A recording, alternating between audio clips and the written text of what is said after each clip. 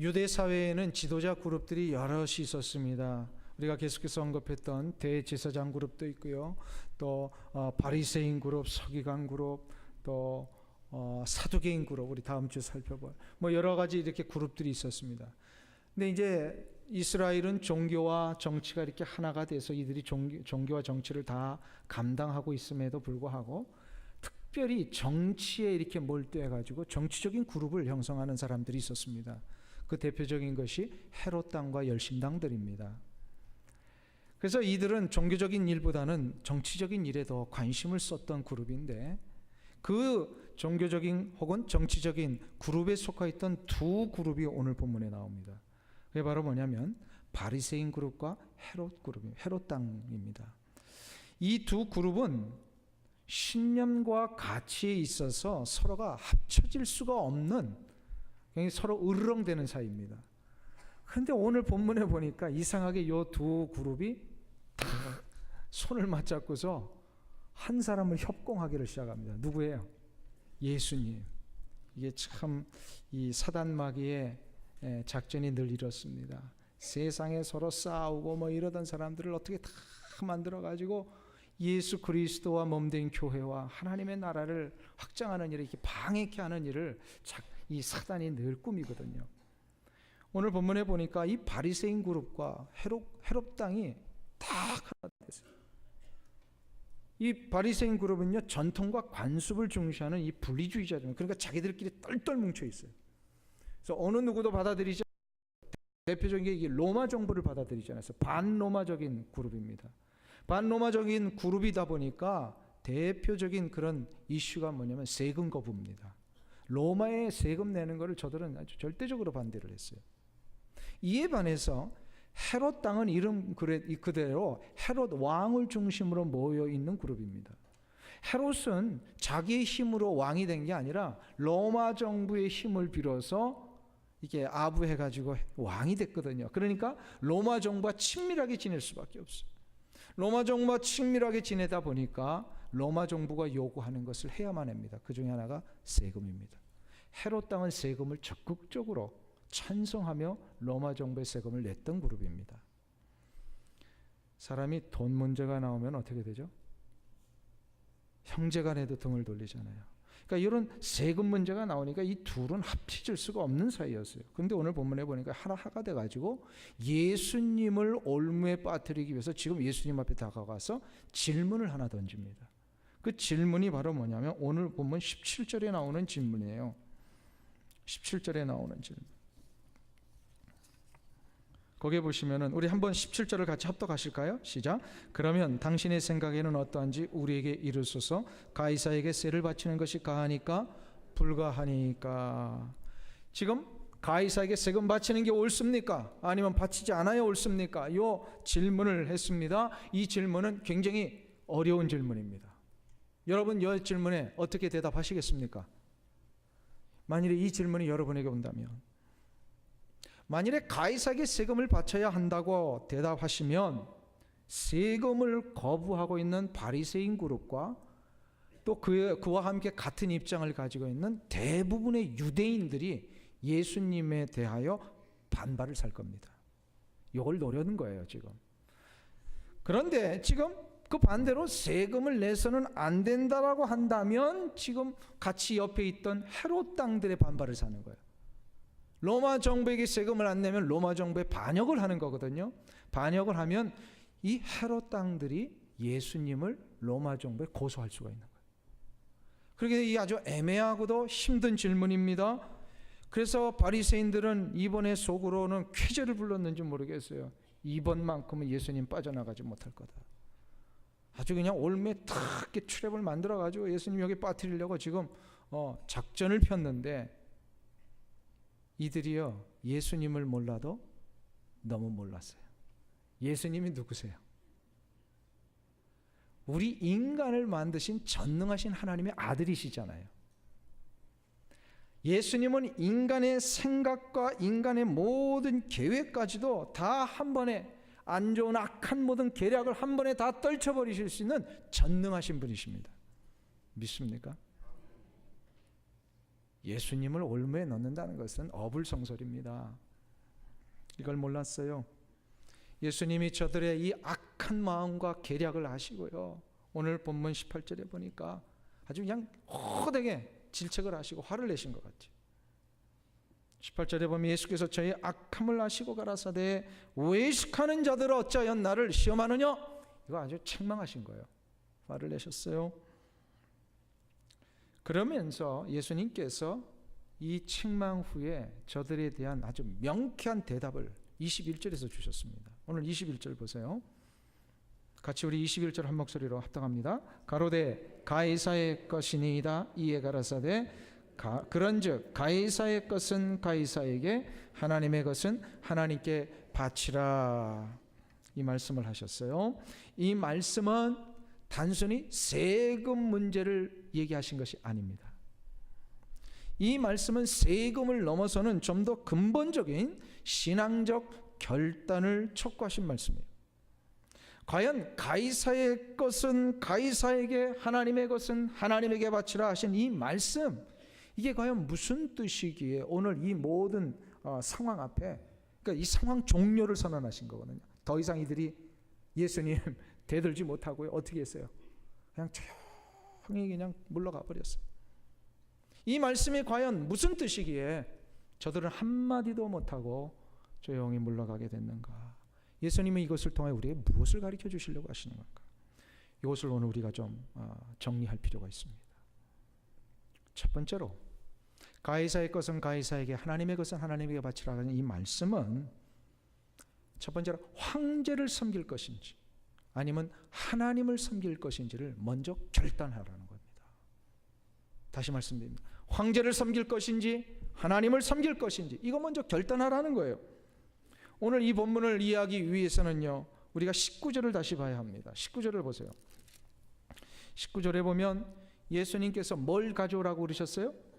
셋돈을 내게 보이라 하시니 데나리온 하나를 가져왔거늘, 예수님께서 바리새인들의 질문에 즉각적인 대답을 피하시고 먼저 세금 낼 돈을 내게 가져와 보이라, 이렇게 말씀하셨어요. 이때 저들이 데나리온 하나를 가지고 왔습니다. 당시 로마 정부가 유대인들 비롯한 로마 제국하에 있는 모든 제국의 백성들로부터 세금을 거둘 때는 반드시 데나리온이라는 로마 화폐를 가지고 걷게 했습니다. 평소에는 그 모든 속국들이 자기들의 일상 경제 행위를 할 때는 자기들의 화폐를 쓰는 걸 허락했어요. 그런데 세금을 낼 때만큼은 반드시 데나리온이라고 하는 이 로마 정부의 화폐를 쓰게 했는데, 이 로마 정부가 요구했던 세금이 뭐냐면 14세 이상 65세 이하에 있는 모든 남녀에게 붙여진 인두세입니다. 그러니까 머리 위에 붙여진 세금이란 뜻이에요. 그러니까 머리만 달려있다 그러면 세금을 내야 되는 거예요. 이게 인두세예요. 이걸 가지고 이제 로마 정부가 자신들의 이 정부의 이 창고를 채웠습니다. 이때 이 데나리온이 오늘 본문에 보니까요, 무엇과 무엇이 새겨져 있어요? 형상과 글이 새겨져 있다. 이게 지금 예수님이 가르쳐 주시려고 하는 포인트예요. 형상과 글이 새겨져 있어요. 무슨 형상이냐면 동전 앞면에는 시저의 두 상이 새겨져 있고, 동전 뒷면에는 시저가 이 제사장 같은 그 큰 그 로브를 입고서요, 의자에 딱 앉아 있는 근엄한 모습이 새겨져 있습니다. 그리고 이 동전에는 형상뿐만 아니라 글귀가 라틴어로 약자로 새겨져 있어요. 실은 우리들은 그 라틴어 약자를 보면 무슨 뜻인지 잘 몰라요.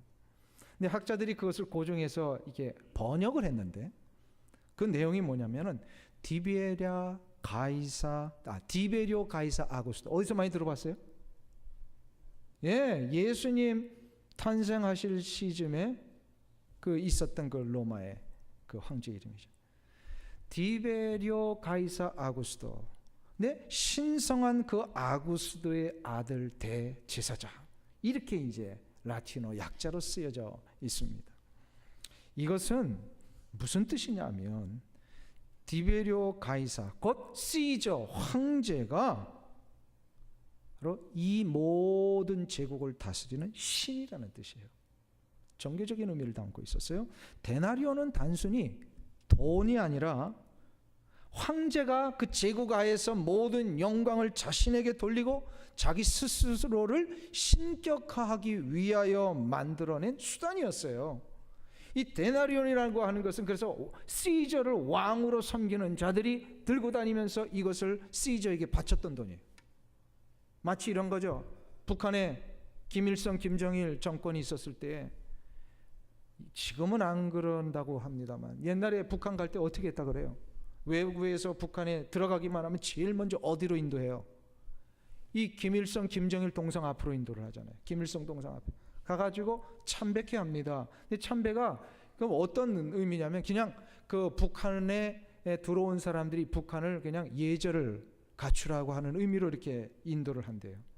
근데 가서 보면은 뭘 해요? 다 절을 하게 해요. 왜 그러냐면은요, 이 동상을 가지고 김일성을 우상화시킨 거거든요. 겉으로는 아닌 척하지만 그 속에는 다 이 종교적인 의도가 들어 있었어요. 여기에 그리고 다 넘어갔었잖아요. 맨 처음에 사람들. 나중에 이걸 깨닫고 다 거부하기를 시작을 합니다. 지금은 이제 그런 일이 거의 없다고 그럽니다. 이런 것처럼 이 바로 그런 의미예요. 지금 이 시저가 동전에 자기의 흉상을 만들고 거기에 시저는 신성한 아구스트의 아들 대제사장이다. 이 문구를 써놓은 것을 통하여서 자기가 스스로 신격화시키고 이것을 인정하는 사람들로 하여금 이것을 세금으로 바치게 했던 이 일, 이게 데나리온이라는 동전이었어요. 그러니까 이것을 유대인들이 모를 리가 없는 겁니다. 경건한 유대인들은요, 이 데나리온을 그래서 가지고 다니지도 만지지도 않았습니다. 왜냐하면 데나리온을 만지는 순간부터 어떻게 된 거예요? 율법을 어기는 거예요. 형상을 만들지도 또 거기에 절하지도 말라고 하는 이 십계명, 하나님의 율법의 말씀, 이 데나리온을 만지는 순간부터 우상 접하는 거잖아요. 이것은 하나님의 율법을 거역하는 것이었어요. 그래서 유대인들 또 바리새인들 경건한 자들은요, 데나리온을 지니고 다니지 않았습니다. 근데 이 시점에서 주님이 저들에게 너희들이 바칠 셋돈 동전을 한번 가지고 와보라. 그러니까 저들은 아무 생각 없이 주머니에서 꺼내가지고 이 데나리온을 주님께 보여줬습니다. 뭘 얘기를 하는 걸까요? 지금 저들이 이미 동전을 소유하고 있고 데나리온을 소유하고 있고 데나리온을 저들의 손으로 만지면서 저들이 살고 있었다라고 하는 것은 저들 스스로가 지금 황제를 섬기고 있다라는 겁니다. 이걸 시인한 거예요. 그래서 주님이 지금 말씀하신 거예요. 너희들이 지금 가이사를 신으로 섬기고 있느냐?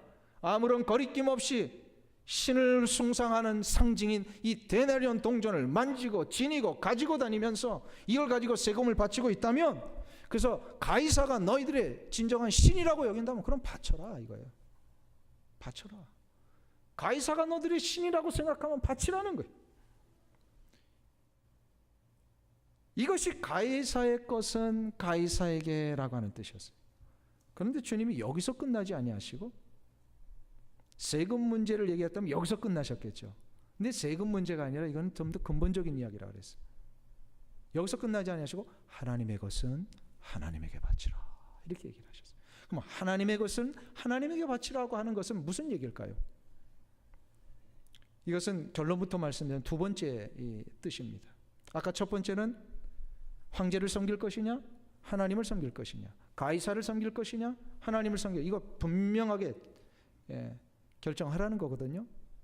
그러면 하나님을 섬기는 사람들이 하나님의 것을 하나님께 바치라는 건 이 말씀은 과연 무슨 뜻이냐? 이것은 내 자신을 하나님께 바치라는 뜻입니다.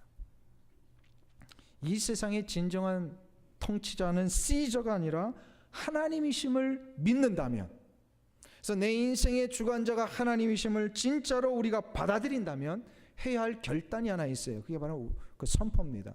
시저가 나의 왕이 아니라 하나님이 나의 왕이십니다.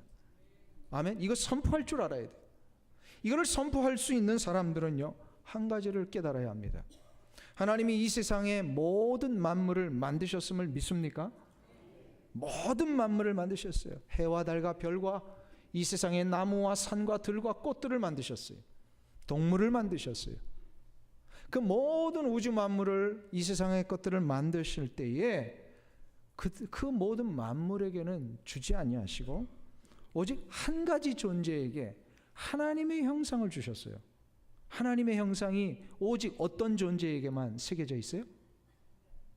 인간입니다. 사람입니다.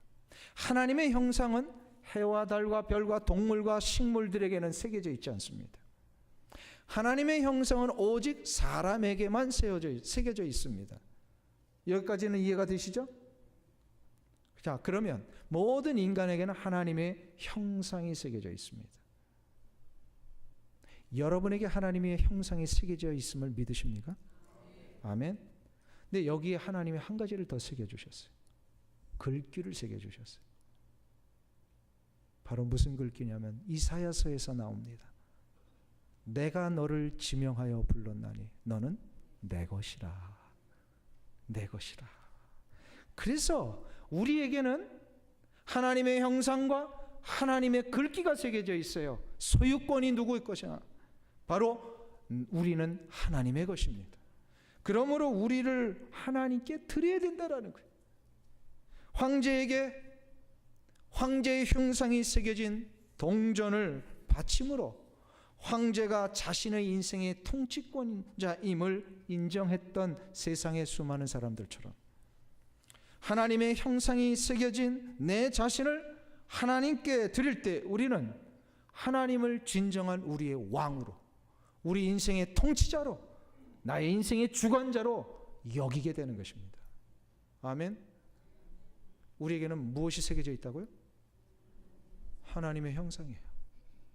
그리고 하나님의 글귀가 새겨져 있어요. 이것을 우리가 안다면 이제 우리는 분명히 한 가지를 해야 합니다. 황제를 섬길 것인가?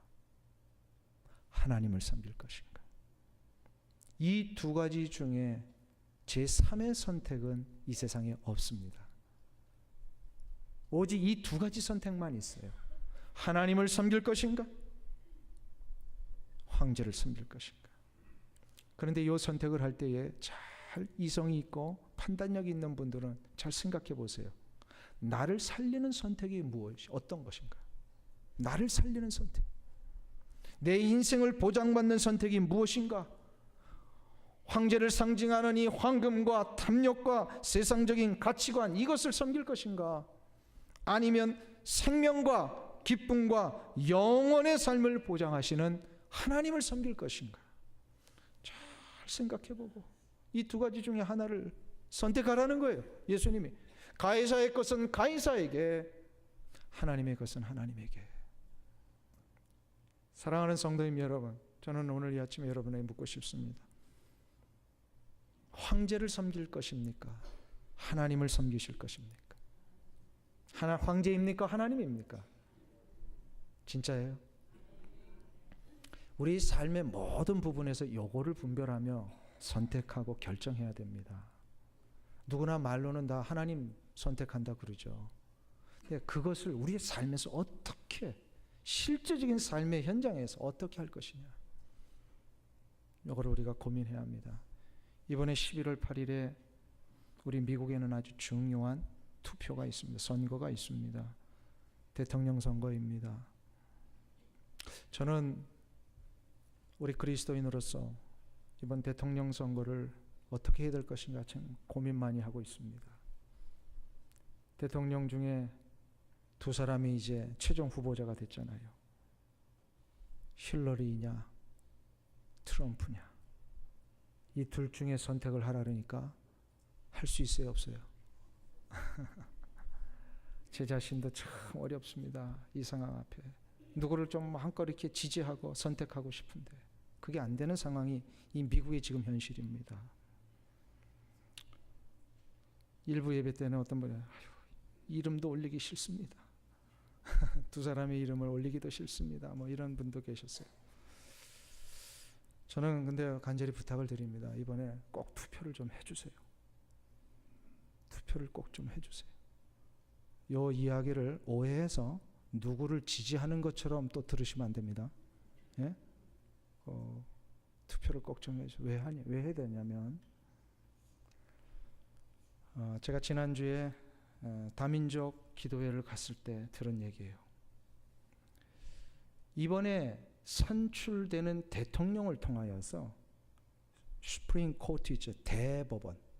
대법원의 대법관이 최대한 4명을 이렇게 임명할 수 있는 그런 시간이 오게 된다고 합니다. 무슨 얘기인지 아시겠어요? 지금 현재 대통령 누가 되느냐가 중요한 게 아니라 이번에 선출된 대통령을 통하여서 대법관 4명이, 지금 대법관들이 한 사람 죽었잖아요. 최근에 9명 중 8명 남았어요. 근데 8명 그 한 사람을 포함해서 4명을 이번에 임명받는, 그러니까 선출된 대통령이 임명할 수 있는 기회가 올 수 있답니다. 이게 루즈벨트 대통령 위에 처음 오는 기회래요. 나이들이 다 많아가지고요. 그거 다 지금 어떻게 될지 모르는 거예요. 대법관들. 그런데 지난번에 대법관 9명 중에서 동성연애를 대법원에서 통과시켰죠. 그때 몇 대 몇으로 통과시켰어요? 5대 4. 한 사람의 대법관이 중요한 거예요. 5대 4로 동성연애, 낙태 문제, 이 반기독교적이고 반성경적인 모든 원리들이요, 대법원에서 지금 다 통과되고 있어요. 이런 상황 앞에 우리가 이 투표를 해야 할까요, 말아야 할까요? 힐러리를 선택해야 될까요? 트럼프를 선택해야 될까요? 라는 얘기를 제가 하는 게 아니에요, 지금. 요걸 오해하셔가지고 또 졸다가 설교 못 듣고 뒤에 나가시면서 또 트럼프 선택하라 그랬다, 힐러리 선택하라 그랬다, 이런 얘기 하시면 안 된단 말이에요. 아주 잘 생각해 보세요. 이번 투표는 우리에게 주신 기회인데 하나님을 선택할 것이냐, 황제를 선택할 것이냐를 좀 생각해 보셨으면 좋겠어요. 이 모든 판단은 여러분에게 드립니다. 우리는 이 두 가지 중에 너무나도 많은 시간들을 머뭇하며 살아왔습니다. 그래서 이번 투표가 중요합니다. 그리고 기도를 많이 해주셔야 됩니다. 누가 되든지 간에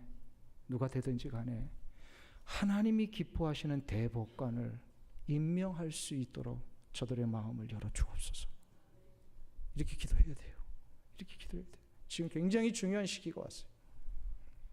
사랑하는 성도님 여러분, 하나님이냐 황제냐, 이 두 가지는요 그냥 성경 속에서만 나오는 이야기가 아니라 우리 삶의 아주 구체적인 현실 속에서 이거를 지금 결정하며 선택하며 나가야 되는 그런 삶이라는 거예요. 우리가 대표적인 게 지금 투표 문제이지만 우리 자녀를 키울 때도, 가정에서 사업을 결정할 때도, 우리 사업의 중대사들을 의논하며 나갈 때도 이것은 굉장히 우리에게 중요한 부분입니다. 이스라엘에 가면 갈멜산에 엘리야 기념교회가 세워져 있습니다. 조그만 교회입니다. 들어가면 한 20명 앉으면 꽉 차는 조그만 교회. 이 교회 의자에 앉으면 뒤를 돌아보면요, 우리 교회처럼 입구 정문에 그 문 위에 히브리어로 글귀가 하나 쓰여져 있습니다. 새겨져 있어요. 그 글귀가 뭔가 했더니 선교사님이 그 얘기를 하시더라고요. 열왕기상 18장 21절의 구절이랍니다. 열왕기상 18장 29절은 이겁니다. 너희가 어느 때까지 둘 사이에서 머뭇하려느냐. 여호와가 만일 하나님이면 그를 따르라. 라는 글귀. 이게 어디서 나온 얘기예요? 엘리야가 갈멜산에서 바알과 아세라 선지자와 자기 850대 1로 지금 대결하는 이 상황 속에서 이스라엘 백성들이 하나님인지 바알을 위한 것인지, 이것도 그냥 모르면서 어떨 때는 바알을 섬기는 것처럼 보이기도 하고 어떨 때는 하나님 섬기는 것처럼 보여하고, 이 두 가지 그냥 다 두 마음을 가지고 양다리 걸치고 왔다 갔다 하는 사람들. 이걸 보면서 엘리야가 지금 질책하는 거예요. 언제까지 너희들이 머뭇하려느냐. 진짜 하나님 섬긴다면 하나님을 따르라는 거예요. 하나님이 원하시는 그 길을 결정하며 나가라는 겁니다. 이 성경 구절이 이게 엘리야 기념교회에 딱 새겨져 있으니까 굉장히 그 가슴에 와닿더라고요. 아주 실질적으로 무슨 얘기인지 알겠더라고요. 그거를 읽고 바깥을 나갔는데 그 마당에 엘리야의 동상이 세워져 있어요. 큰 동상입니다. 근데 이 엘리야의 동상이 얼마나 무서운 동상의 모습을 하고 있는지 아주 그냥 아주 무서운 얼굴로요. 엘리야가 오른손에 칼을 들고 있어요. 칼을 들고 누군가를 죽이려고 하는데 가만 보니까 그의 발밑에 바알 선지자를 밟고 있는 거예요. 거기서 이 칼을 들고 바알 선지자를 죽이려고 하는 이 모습을 제가 성전 문에 있는 그 글귀를 보지 못하고 나왔다면 그 동상이 무슨 의미인지는 몰랐을 거예요. 근데 그 글귀를 보고 동상을 보니까 그 동상의 의미를 알겠어요. 섬찟했어요. 뭐냐 하면 바알과 하나님 사이에 머뭇머뭇하는 자들의 최후를 보는 것 같았어요. 사랑하는 성도님 여러분, 여러분의 인생의 진정한 통치자는 누구이십니까? 여러분의 삶을 진정으로 복되게 인도하시는 분이 누구라고 생각하십니까? 황제입니까? 하나님이십니까? 잘 모르시면 제가 21세기 미국 버전으로 얘기를 할까요? 여러분의 인생을 진정으로 주관하시는 분이 대통령입니까? 하나님입니까? 황제의 원리, 황제의 가치관을 추구하는 자들은 역사를 보세요. 다 넘어졌습니다. 그 찬란했던 로마 황실이요, 지금은 흔적도 없이 다 사라졌어요. 그러나 하나님의 원리, 하나님 나라의 가치관을 추구하며 그 나라의 우직한 백성으로 자리를 지켰던 모든 사람들은 지금도 기억되고 있고, 그 자리를 위하여 나아가는 자들은 지금도 하나님이 이 땅을 정복하게 하고 계십니다. 지금 우리에게 주님이 말씀하고 계십니다. 너희가 너희 영혼 속에, 너희 몸 속에 하나님의 형상이 새겨진 하나님의 자녀라고 진짜 믿는다면 너희를 하나님께 바치라. 이게 하나님의 것은 하나님에게 바치라는 뜻이에요. 이것을 사도 바울은 로마서 12장 1절과 2절에서 이렇게 말씀합니다. 그러므로 형제들아, 내가 하나님의 모든 자비하심으로 너희를 권하노니 너희 몸을 하나님이 기뻐하시는 거룩한 산 제사로 드려. 개역 성경은 제사인데요, 개역 개정 성경 최근에 나온 거 보면 산 제물로 드리라 그렇게 돼 있어요. 우리를 뭘로 드리라고요? 제물로 드리라. 왜요? 내가 누구의 것이니까? 하나님의 것이니까. 나에게 무엇이 새겨져 있으니까? 하나님의 형상과 하나님의 글귀가 새겨져 있으니까. 이 세대를 본받지 말고 오직 마음을 새롭게 함으로 변화를 받아 하나님의 선하시고 기뻐하시고 온전하신 뜻이 무엇인지를 분별하도록 하라. 이 세대를 본받지 말라. 이게 무슨 뜻이에요? 황제의 원리를 따르지 말라는 거예요. 황제를 섬기지 말라는 겁니다. 탐욕과 이기심과 세상의 가치관과 기준을 상징하는 이 황제의 원리를 섬기지 말라는 것입니다. 우리가 섬기며 집중해야 할 분은 오직 나를 지으시고 나에게 그 놀라우신 형상을 새겨주신 전능하신 하나님 한 분뿐이십니다. 믿습니까? 그래서 하나님을 진정으로 나의 통치자, 나의 왕, 나의 주권자로 인정하는 자들은 내 몸을 하나님의 거룩한 산 제물로 드리게 되어 있습니다. 이것이 바로 하나님의 것은 하나님에게 바치라는 뜻이에요. 이게 되잖아요. 이게 되잖아요. 그럼 우리가 나라를 보는 눈이 달라집니다. 이 세상의 모든 제도와 권위자들을 보는 눈이 달라집니다. 이 세상의 모든 것의 최종적인 권위자, 인도자, 통치자는 누구시라고요? 하나님이시니까. 그 하나님께서 이 땅을 세우시고 이 나라들을 세우시고 나라의 권세자들을 세우셨을 때 권위를 부여하신 것을, 그래서 우리가 이해하게 됩니다. 이거 되면 이 땅에 부여해 주신 권위와 제도들을 인정할 수 있게 되고 나라를 위해서 세금 바칠 수 있게 됩니다. 그래서 우리 그리스도인들이 세금을 바쳐야 돼요, 안 바쳐야 돼요? 나라에. 다시 한번 말씀드릴게요. 우리 그리스도인들이 세금 바쳐야 돼요, 안 바쳐야 돼요? 바쳐야 돼요. 사도 바울이 로마서 13장 6절과 7절에서 이렇게 말씀합니다. 우리 한번 찾아보실까요? 로마서 13장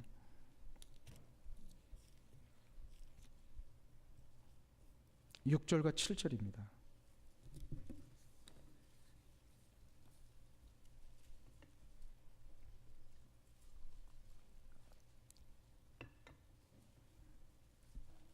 (256페이지) 신약성경 로마서 13장 6절과 7절을 우리 다 같이 한 목소리로 합독하기를 원합니다. 한번 찾으세요. 다. 로마서 13장 6절과 7절 같이 읽습니다. 너희가 공세를 바치는 것도 이를 인함이나 저희가 하나님의 일꾼이 되어 바로 이 일에 항상 힘쓰느니라. 모든 자에게 줄 것을 주되 공세를 받을 자에게 공세를 바치고 국세 받을 자에게 국세를 바치고 두려워할 자를 두려워하며 존경할 자를 존경하라. 아멘. 자 보세요. 이 13장은 이제 권위자에 대한 우리의 그리스도인의 자세를 쭉 설명을 하면서 이제 이 세금 문제까지도 언급을 해준 거예요. 세금을 우리가 가이사가 나의 신이라고 여길 때 내는 세금이 아니라 뭐예요? 하나님이 진정한 나의 왕이시고 통치자이심을 받아들이며 고백하며 나를 드릴 때 내는 세금은 무슨 얘기냐면 하나님이 나를 이 땅에 하나님의 일꾼으로 쓰시는 거다, 이 얘기를 하고, 너희가 하나님의 일꾼이 되어 바로 이 일에 항상 힘쓰느니라. 그래서 세금을 받을 자들에게 세금을 내라. 이것이 바로 진정한 우리 그리스도인의 자세입니다. 우리 한국 백성들로 태어나서 남자 청년이 되면 한국은 어딜 가죠? 군대를 갑니다. 우리 한국 청년들이 군대를 가는 것이 크리스천으로 맞아요, 틀려요? 맞습니다. 한국 청년으로서 왜요? 나라가 요구하는 그것에 대한 마땅히 해야 할 우리의 의무니까. 이 나라의 진정한 통치자가 누구세요? 하나님이시잖아요. 그래서 우리는 군대에 가서 군인으로서 복무를 해야 되는 거예요. 이게 맞는 거예요. 여호와의 증인들이 그 군대 복무 거부하는 이거 좀 성경을 너무 모르는 거예요. 너무 모르는 거예요. 사랑하는 성도님 여러분, 우리 미국에 살면서 우리가 해야 할 마땅한 우리의 의무와 책임을 정직하게 수행하시는 여러분들 되시길 축원합니다. 오늘 우리는 종교개혁 기념주의를 맞이했습니다. 1517년, 지금부터 약 499년 전에 마틴 루터가 성경의 참된 의미를 회복하고 신앙을 회복하기 위하여 95개조 반박문을 비텐베르크 성당에 붙이면서 시작된 이 종교개혁, 이것 때문에 지금 우리의 개신교가 있는 겁니다. 이 종교개혁을 영어로 뭐라고 부르죠? 다 아시다시피 Reformation이라고 합니다. Reformation이라고 하는 것은 두 단어의 합성어입니다. Re라고 하는 again이라는 뜻과 formation, 형성한다라는 뜻 두 개가 합쳐진 겁니다. 그러니까 뭐예요? 다시 형성한다. 무엇을 다시 형성하는 겁니까? 이 종교개혁의 뜻은 다시 형성하는 거예요. 이것은 우리의 그냥 겉으로 드러난 구조나 무슨 형식을 바꾸기 이전에 원래 우리가 하나님의 형상대로 지음받아 하나님의 거룩한 산 제물로 살며 하나님이 원하시는 그 뜻대로 나를 드리며 살아야 되는 이 원래적인 이 포메이션, 이 원래적인 이 모습을 그동안 한눈 팔다가 황제의 원리 따르고 세상적인 원리 따라 이거 다 놓쳐버리고 있던 그 상황에서 다시금 하나님의 형상의 원래 모습으로 돌아오자는 겁니다. 돌아오자. 나의 몸과 마음이 황제와 세상을 쫓던 그런 삶에서 이제는 거룩하신 하나님만을 섬기며 하나님의 뜻 앞에 나를 거룩한 산 제물로 드리기를 위하여 결단하며 나아가는 것이 진정한 종교개혁의 의미입니다. 사랑하는 성도님 여러분, 오늘 이 아침에 여러분이 진정 하나님이 여러분의 왕임을 고백하신다면 거룩한 산 제물로 여러분들을 드리시기를 축원합니다. 이게 종교개혁이고 이것이 주님이 우리에게 말씀하신 하나님의 것은 하나님에게 바치라 라는 그 뜻입니다. 모두가 다 하나님께 여러분들이 바쳐지시는 귀한 은혜가 있기를 간절히 축원합니다. 기도하겠습니다. 하나님 아버지, 우리가 누구인지를 몰랐을 때는 세상의 원리, 세상의 가치관, 탐욕과 이기심의 길로 갔던 우리의 삶이었습니다. 하나님 용서해 주시옵소서. 우리는 하나님의 형상이 새겨진 자들이며 나는 하나님 앞에 하나님의 것으로 바쳐진 인생임을 이제 알았사오니 주여 날마다 나를 저복종하며 하나님의 거룩한 영광의 역사, 복음의 역사, 하나님이 나를 부르신 그 부르심 앞에 순종하며 나아가는 다 산재물들 되게 하여 주시옵소서. 예수님의 이름으로 기도하옵나이다. 아멘.